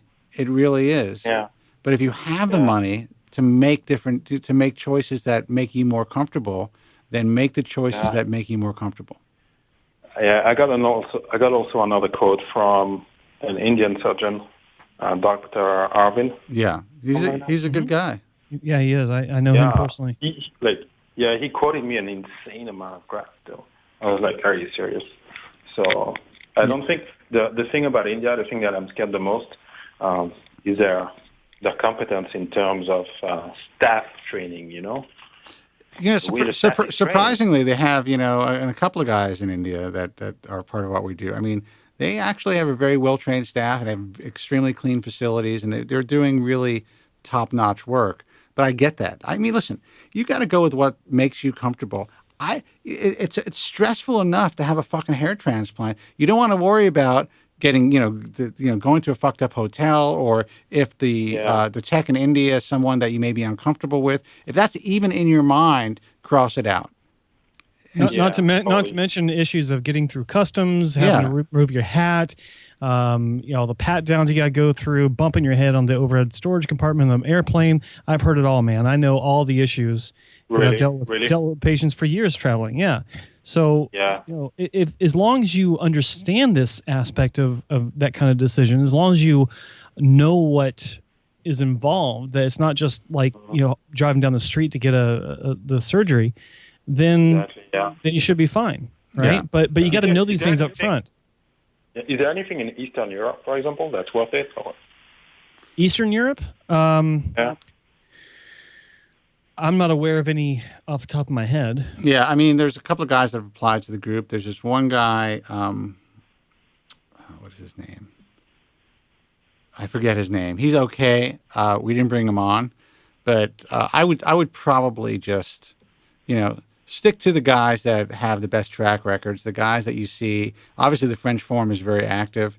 You probably see a lot of results, and you get the opportunity to kind of hear it from the horse's mouth, so to speak, as far as Yeah, the, but the even on the patients are French, concerned. even on the French forum, it's very difficult to tell the truth. Sometimes it's very difficult. So you see those doctors that have like some proven track records, and then you see the rest, and then you see those guys from France that want to cheap out, so they fly to Turkey. I know. Listen, dude, all I'm That's saying the is problem. you've already made some great choices as far as who you've had consults with. I would say go with your gut because you seem to have, kind of a good handle on things. Yeah, You I mean, know. I can deal with it, okay, but like, where is my situation going to be in 2-3 years? I don't even want to think about it, but I just want to go ahead, and do something about it. And also, something is I don't know, I might be wrong, Spencer, but it's just my gut's talking to me as well. It's just I have the impression that within the next 10 years, we're going to see a lot of changes in that industry. I believe that too, and I believe it too. I actually know it's happening. So, but it doesn't mean that you don't want to put your life. You don't want to wait till you're 48 years old to do something. No, exactly. Yeah, no, you got, yeah. You don't want to be Exactly, Joe yeah. from Staten Island. I don't know if you know who he is, but he's a regular caller who's now 57 years old, and he's been depressed ever since he started calling the show, and he's been so paralyzed to do anything to help himself that he just let his life pass him by. It's been 18 years that he's been calling in. Yeah. Yeah, really? Yeah. Wow. Yeah, So- I felt I needed to clarify that part. 'Cause Yeah, yeah. So he doesn't Yeah. think it's been 6 months. No, yeah. It's been 18 years, But, and he's been it's Go ahead. Well, it's crazy because also in France we don't have any great HT surgeons. There's nobody in Paris. There's nobody. Everyone has to go somewhere, which is crazy to me. So I was thinking about also what you talked about earlier, the SMP. right. But I don't know if I'm a good candidate for that. Well, are you someone who would be comfortable with a very close shaved head? I'm just curious. I would be, yeah, I would be. Well, then it's possible. Then you might be someone who could be a good candidate and avoid But what surgery are the good altogether. clinics? Because I did some research online, and apparently there's like hundreds of clinics popping up everywhere. Dude, But some of them, Yeah. Joe's more of an expert on this than me because he's had it done himself. But I made a choice a long time ago that I cannot endorse permanent SMP. It won't be promoted through the American Hair Loss Association. We don't even I agree with you. we don't even list it as an option because I think that it's too confusing out there. And that's the thing with trichopigmentation. It's I don't want to get too much into this on the air, but the machinery, the tools, the materials that they use for this, it's all designed to really mimic the stubble, the dots of stubble you would see when you have a closely shaven scalp. Look, there's a guy that called in, and you were listening to the show earlier, that called in that said that he actually went to a clinic and he saw the owner of the clinic and whatever, who said he had it for years. And he said, well, he didn't say anything to this person, that he thought that it kind of looked a little bluish. And that was the permanent stuff that is going to be very difficult for this guy to fix in the end. It's going to be a process. And it's going to be something you're going to have to get done on a regular basis, kind of like getting like your teeth cleaned, probably not as often, but anything that you decide to do now, unless you just shave your head and move on, is a commitment, dude. So remember that. Don't jump into surgery. Yeah. As unhappy as you may be, really consider the long-term, considerations and options. And that's exactly what I want. What I agree with you. Yeah. It's also like I think that part of the reputation of those surgeons is based on the long run. Like if I go to Turkey, I don't think, no matter how qualified they can be, I really don't think that they're going to consider the long-term effect. That's why I was talking about Dr. Erdogan, and when he gave me a quote, Yeah. and he showed me with a pen on the picture what my airline would be, and I think that what he wants to do is too progressive. It's too aggressive. Wants Yeah. to get there. Yeah. Too aggressive. He wants to get the airline too low. However, Dr. Bizanga is more conservative because I think that he thinks about the long term. That's what he thinks about as well. And I think that you're able to assess that you are one of the more reasonable guys out there who are, you're not panicking. You understand what you're looking at. You are able to make an educated assessment based on everything you've learned, and you also understand the reality and the what's the word that I'm looking for? The limitations of surgical hair restoration. And that's smart. You get it. So you've already made that smart decision. So I would say if you decide to have a hair transplant, which again, you don't have to do, and again, I'm not a doctor, I would say conservative is always a good choice. Yeah, exactly, yeah. Because you want to plan on the long term, and also I think it's best to fork out a little more money and to wait and to save a little more money and go see a qualified surgeon who has a proven track record. I believe that. Well said. Rather than flying to any countries and just, cheaping out on that, because you don't want to cheap out on that. I believe that. I also believe that goes for the guys here in the U.S., who are trying to, they lower their prices because they think they need to compete. And I think, if they are great doctors, it only cheapens what they do. And it really makes it more difficult, in my view, for patients to make the right decision, because now they're starting to make a decision based on price alone. And That's what a lot of people do. Yeah. Yeah. It's a bad policy, man. I tell doctors all the time. You see, like in Europe, let's say, for example, in Europe, the thing is that it's going to be a lot more difficult for those French guys, the Spanish guys, the Italian guys to get bank loans. Yeah. They don't make as much money as here. Right. So they want to go as cheap as possible. And that's the drama. That's the problem about it. Because they don't have any choice. Because they can't really afford, those great surgeons, So they fly to Turkey. They fly to those countries. That's it. That's what they do. And then, I think it's best to save more money, to be more reasonable, to go more conservative. And also, Spencer, I have a question. Would you, what's the reasonable amount of graft for one session, in your opinion? I really think that depends on your particular circumstances. There are doctors who have the right, clinics who have the right staff. And if you are a candidate for a 4,000 graft session and they have the infrastructure to accommodate that, then that can be a reasonable amount of grafts. It really depends on your situation. I can't, it's difficult to say that, okay, 2,000 grafts, that's the limit or that's reasonable, because it doesn't necessarily equate to what you're dealing with. And it also doesn't necessarily equate to what the clinic is able to accomplish within the confines of their infrastructure. Joe, maybe you could touch on that.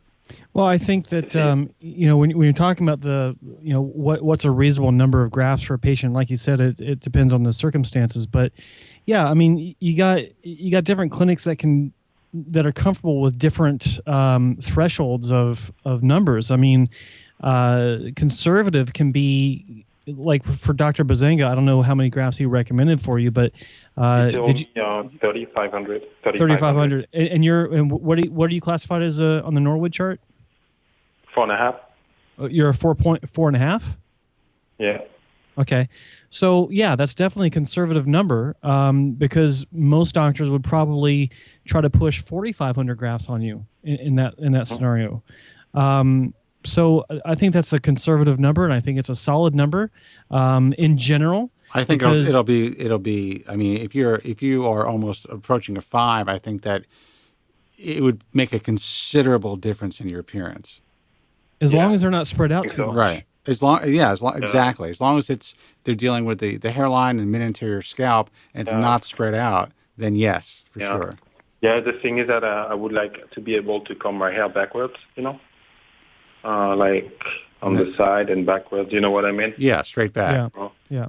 Well, that's hair transplants are great for that. Yeah, that's really what I would want to do. And also, do you think that SMP is also a technique to hide the scars that you might have? S&P into SCAR, that is one of the great promises that people were talking about when it first started to get more recognition. They're still talking about it. They're still talking about it. And when I first introduced the idea of trichopigmentation to North America on this show 3 years ago, when I discovered every time you say that, I'm gonna ring a bell. Yeah, there you go. Ding. No, it's people were talking about that, and like Spencer said, they're still talking about that. The problem with S&P and the SCAR is it's very unpredictable, and don't listen to anyone that says that it's a sure thing, because they're either lying or they just don't know what they're talking about. S&P and the SCAR is subjective to the scar tissue itself, which is very different from healthy skin tissue. It's porous, right. It's inconsistent. So I've seen S&P completely disappear into nothing inside of 2 weeks in scar tissue. And I would say that I have seen some really questionable permanent SMP results in scar tissue. So, I mean, I wouldn't even that is like the last place, in my view, that you want to risk doing anything permanent. Okay. So. In other words, don't be one of these guys that has a long-term plan of, okay, I'm not going to take medication, but I am going to get a hair transplant, and if I lose too much hair, I'll just shave my head and do S&P into the SCAR. I've read that so many times, and I think that is just ridiculous. Look, guys, I got to take a hard break. We have not taken a break. Listen, I really appreciate the call. I hope we were able to help you. Thanks. And I just, take your time, dude. There's as bad as you feel about it, you're going to feel even worse if you fuck yourself up. So just be careful, I'm trying to minimize the risk, and I think that by going to Dr. Bisanga or Dr. Mwamba, I think it's not a bad choice, I actually think that if you're going to have surgery, those are great choices. But always remember this, and I'm sure you're aware of it if you've watched the show, anything can happen at any time. You have to be prepared, hope for the best, and be prepared for the worst. And you go in there realizing that it's surgery, no matter how it's presented. Your biology can enter into the equation, and you don't even know why things can go awry. But you're considering two really, really stellar doctors. So at the very least, you're making a great decision in that direction, on that front. But I would just be aware of everything. Otherwise, I'll go in search of Dr. Nigam, That's my project, dude. Back off. All right, dude. Listen, thanks for the call. It was a great call. And I wish you the best of luck. Stay in touch. Thanks for calling. Thank you so much. Okay, you got it. Yeah. Guys, I'm going to take a quick break. I know it's already only almost 20 minutes on top of the hour, but I got to take a piss, and maybe I'll take another call. Guys, 888-659-3727. That's 888-659-3727. I'm Spencer Kobren, here with Joe Tillman. You are listening to and watching The Bald Truth. Stay with us. The winner of 7 prestigious Golden Forehead Awards. My family's always arguing. It always starts off innocent and then it gets vicious right away. So I was like, hey, looks like you're losing some hair. At least my wife's not a whore. Spencer David Kobren. Hey guys, welcome back. Well, I really needed that break. 888-659-3727 is the toll-free number. We have a few minutes left before the end of the broadcast, and I want to thank you guys for taking the time to tune in and to call in. You hear a lot of bullshit on the internet, especially from internet broadcasters. A couple of guys, they're always like, they have these drops and these bumpers and breakers saying that they're the most listened to talk show on the internet and all that shit.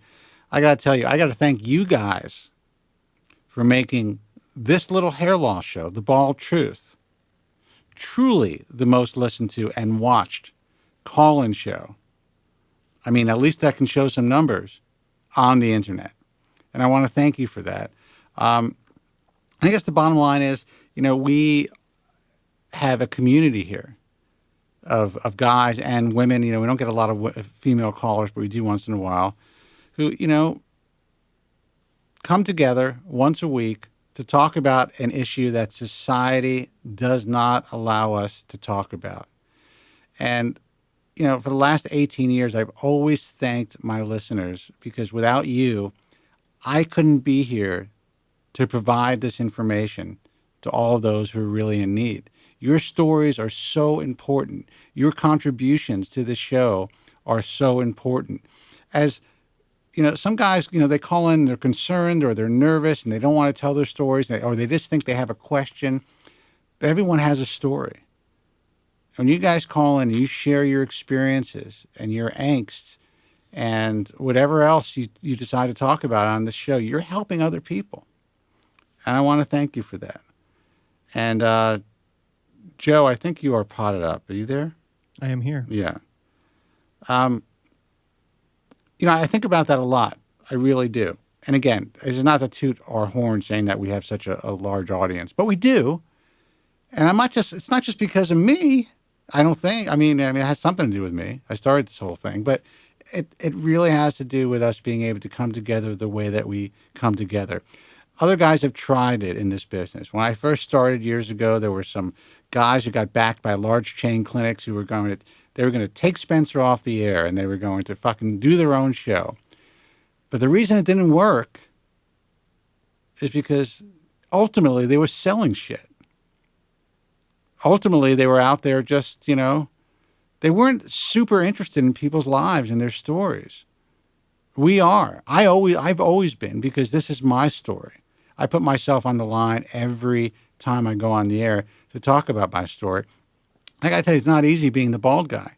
The bald guy with hair. I'm basically bald on the inside. I was just going to say, yeah. You're bald on the inside. Yeah, I'm bald on the inside.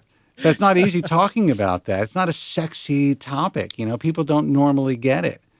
And it's been very difficult, you know, and I'll try to take another phone call. But, you know, one of my pet peeves, and one thing I don't understand, is the way some people in the industry, especially physicians, represent themselves online through social media. And there's one guy out there. He's a hair transplant surgeon. He's not recommended. You know, doesn't. You know, he can't be a part of what we do. And he's always putting these insane images of his life and going to restaurants and museums or traveling or this and that. You know, which I think is it's. I think some of it is relatively unprofessional. But anytime this guy gets the slightest bit of press, he'll go out there and say, for instance, I'm not going to name the magazine that he posted about today, but I am in such and such magazine. Doesn't write about the story, nothing about, you know, the importance of it, but just that he's in it. Now, I will occasionally post a story that I'm involved in, but I'm not necessarily going to say, hey, check me out, I'm in this magazine. Like this week, for instance, I was in the New York Times. On my personal Facebook page, I made no mention that I was in the New York Times. But he did send messages to all of his friends. Yes. No, but, you know, that's, you know, the thing. But on, you know, in the social media, like, you know, where hair transplant surgeons meet and, you know, where there's discussion about hair loss, I did post to the story. But I mean, the Huffington Post, like almost every other week. I mean, some, you know, maybe I'm exaggerating, but a lot. You know, I'm out there all the time. And I just think it's so telling that it's one thing to put your press out there, but it's the way in which you do it. You know, tell the story. The story is what's important. It's not the fact that you got a mention or that they were writing about you necessarily. I don't know. Everyone in this fucking industry wants to be a celebrity. Well, look, I the way I look at it is if you're worth talking about in some sort of publication and you want to mention it, then it's worth mentioning what the story was about to begin with. Don't just say I'm mentioned here, because it doesn't have any. If it doesn't have any substance, then it's why bother? I mean, if you're already there. You're already in a major magazine. You don't need to get more press saying that you're in this magazine. You're in the magazine. But why are you in the magazine? That's what I want to know. Exactly. Now, that's what this guy had one line in a very big article, and that's fine. I get that. That happens to me a lot. Sometimes I'm interviewed for 35 minutes, and there's like 2 lines about me or my organizations, whatever it is. Yeah. And that's just the way that it is. But I don't know, it's just something about the way you present yourself online that I think is so telling about your practice, whether or not I would choose to go to a doctor who does that type of stuff. And I kind of put out a warning to a lot of the guys, especially the great doctors out there, the guys in the IHRS. to be very careful with your social media. You don't want to be the guy with the, at a kegger at 50 years old with a red cup. What's wrong with the red cup? Well, and listen, and I have the red cups and I like to drink. Nothing wrong with the red cup. But I'm not a fucking doctor, man. Yeah. I'm not cutting anybody's head open. Hey, look at me partying with 20-year-old girls. Yay. Yeah. Look how great my life is. Look, you see my Facebook stuff. I joke around. I like to put pictures of booze when I'm out. And I like those pictures, by the way. Those are good pictures. And that may happen again later. But there's always like something in the background or something that I'm just trying to see if people figure out. I did mention that Common Law's arm was in the last picture because she's so jacked. Did you see that image? Yes, I did see that image. Yeah. And I didn't want to say anything because it's like, okay, they're just out enjoying themselves. And I forgot who chimed in, said, God, the arm. Yeah. What's his name? Zarian. He's like, I thought it was Zarian. Yeah. She's fucking jacked. Yeah, she's jacked. Yeah. Yeah, she's in good shape. But anyway, I'm kind of going off on a rant here. But, and this is not a bad guy, the guy that does this. But I look at it and I'm like, it's not necessary. Like, I'm not going to put a picture of the ride, my cars or the car that are driving. I get a new car. It's none of anybody's fucking business. But, these are doctors who somehow think they need to, kind of present to the world their personal lives and how much money they're making, what kind of cars they're driving, and all this shit. It doesn't make any sense to me. I just think it's not palatable. I think it puts a bad taste. If I was a prospective patient, it would put a really bad taste in my mouth. I don't know. What do you think about that? Well, first off, there's nothing wrong with the Honda Civic. No, okay? Absolutely. Yeah. Well, I saw you post your car. I'm just kidding, guys. You didn't post a Honda. Actually, I did post my car quite a while ago, but it's only because some pardon my language here, some asswipe took my parking space for like the third time. Yeah. Remember that? I don't remember that, but I know that actually threw down with a guy. Did I tell you this? Oh, you did. You did. Actually threw down with a kid. He was literally half my age and 50 pounds bigger than me. Yeah. We threw down. Yeah. But anyway, that's a different story. But that's when the hair pulling comes in. That's when exactly. Yeah. But no, look, it's like this. It's like if I'm going to be mentioned in a story and I'm going to talk about it, you better be damn sure I'm going to explain exactly why I'm in it, because if I'm worthy of quoting in a magazine, right, I want people to know why. Yeah. If just for that reason, but then also to say this might be good information for you guys to understand. This is why I'm quoting this. This is what I'm saying, and this is what it means, right? Go ahead. To say, hey, I was quoted in, and I have no idea what magazine this person was in or publication, but to say, yes, I was listed in this magazine, and then move on. That it's shallow. Well, it was kind of like, hey guys, I'm in this and this so and so magazine. Check it out, and it's like. Oh, and also these guys that put their fucking top doctors awards.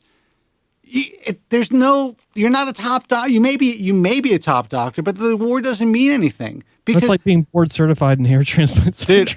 Dude, you said it, not me. I was basically presented with the opportunity to be a top doctor here in Los Angeles. I got the form in the mail. All I had to do, and then I got an email, and they actually send you this package. All I had to do was fill it out, and I don't know why I didn't do it, because I should have, and I should have put that like a big plaque on the back of my wall here. I'm telling you, I'll do it. If I get one, I'm doing it. Yeah, and also I was also invited to Italy by an Italian hair transplant society. This was years ago, and I was offered the Michelangelo Award. Did I ever tell you that? No. Yeah. For what? Like excellence in surgical hair restoration. So you see all these motherfuckers with the Michelangelo Award. I could have gotten one. And I actually had to write them and say, and I guess I was naive. I was like, I should have gone and gotten it. As long as it wasn't the Italy Award. Yeah. Oh. Listen, next thing I know is going to be the fucking Golden Follicle Award. Well, or the Los Angeles Award. We'll call it that. Yeah.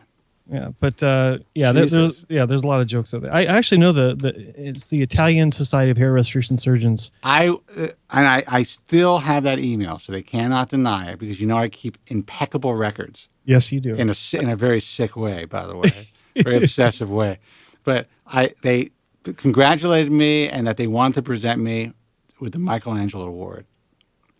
And Well, now I can't accept it. yeah, but I should have gone up there and given a speech, like a great acceptance speech. I have my top doctors thing, my Michelangelo Award. So guys, please, and when these doctors, like, they go online on their Facebook page, like, I'm so honored that I'm Los Angeles. I'm recognized by my peers as a Los Angeles type top doc, or I was mentioned in this magazine. Dude, come on. We know that you basically pay for that. That's just the way that it is. It's like who's who. All you have to do is fill out the form and you're in who's who. Who's who in business. Who's who in hair transplants. Who's who in this. And you get a fucking plaque if you pay more. And then there's the quarterly magazines that come out in every metropolitan area that talk about exactly what you're talking about, the top doctors in this field, top doctors in that field, the top 50 overall in the city. Each one of those doctors paid about $10,000 for that full page ad, which is exactly what it is. It's an ad, yeah. It's just an ad. And you see a lot of that in flight magazines. Oh yeah, absolutely. Now, I will say there was a point where there was like a some of these were peer reviewed, and it just kind of like got out of control. I don't think, in my view, there's anything that's out there that is truly, and I'm trying to be diplomatic, truly what it's presented to be. So it's great. If your doctor is a top doc, it's possible he really is a top doc, because I know some top docs who are like in New York Magazine's top doctors list, and they actually are top docs. But that may not be why they got into that magazine. There's a lot of cronyism, especially if it's peer, if it's a peer voting type of system. There could be cronyism involved. You just don't know. So I don't know. The whole thing just frustrates me, especially the way that it's used on social media. It frustrates me a lot too, and we actually had this conversation the other day about the conflict of interest that also go in this, or that goes on in this industry. I won't go too far into it, but it's just conflicts of interest left and right. Oh yeah. I can't go any further. Look, I used to get shit from the ISHRS or some guys who couldn't be part of what I do, because their whole concern was you were getting a screening fee, and they call it a membership fee, whatever they want to call it, when your doctors are accepted into the organization. And I'm like, and they were like, well, that's something that needs to be put out there. It's unfair. I said, well, I talk about it from day one. You do put it out there. Full disclosure. Not only I put it out there, I have actually put out the amount when no one has.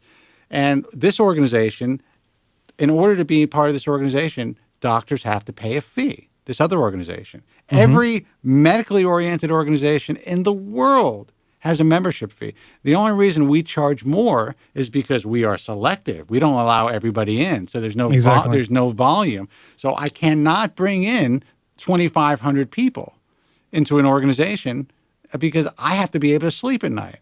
So that was initially when they tried to fight that aspect of things, that was the line of reasoning they used, and they couldn't. They really couldn't make their point. But as you talk about the hypocrisy, it's all hypocrisy, and it's not just the hair transplant field.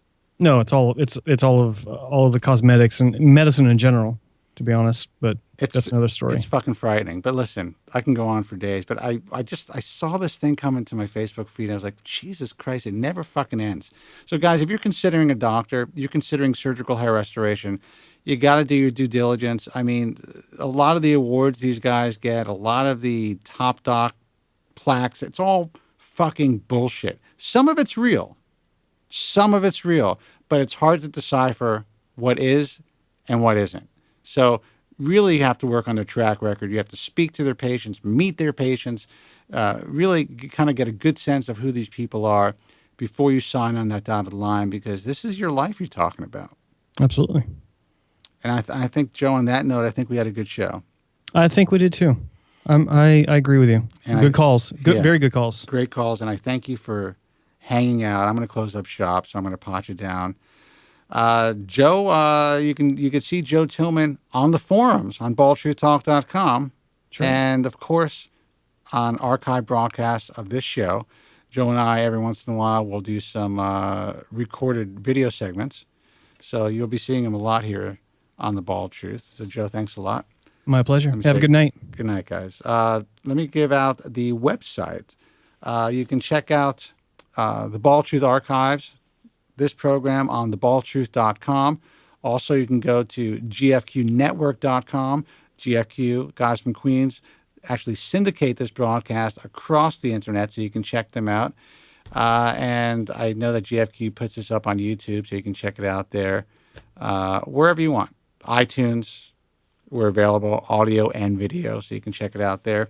If you want to get information about hair loss, obviously, and products and services, go to the American Hair Loss Association. That's AmericanHairLoss.org. If you want to interact with other hair loss sufferers, we have the most trafficked, quasi-moderated private forum. And when I say private, we don't let a lot of the nonsense in the forum. And initially, a lot of people were not happy about that. But the truth is, the proof is in the numbers. Now we have the most trafficked forum in the field. And it's because of you guys, because you guys appreciate the honesty that goes on the forum. But with that said, take everything that you read on baldtruthtalk.com with a grain of salt, unless you know where it's coming from. We have a lot of experts. You got guys like Joe Tillman. You got guys like Specs that come on, interact with you guys. We have our physicians who are IHRS members. But if it's coming from an anonymous poster, yeah, you can learn. There's a lot of great guys who have a lot of great information out there and who will exchange ideas. But don't make a decision that's going to affect the rest of your life based on someone who's posting anonymously, based on what they're telling you. And I guess that's it. Those are all the websites. Actually, if you're considering surgical hair restoration, of course, you can go to the International Alliance of Hair Restoration Surgeons, which is IAHRS.org. I want to thank you guys for hanging out. Until next time, be strong. God bless. And again, thanks so much for listening. Thank you very much. I'm sorry for any inconvenience you may have been put to prior to the programme, and I'm glad you enjoyed it. And if you could now leave by the exits at the rear, that'd be splendid. Thank you. Good night.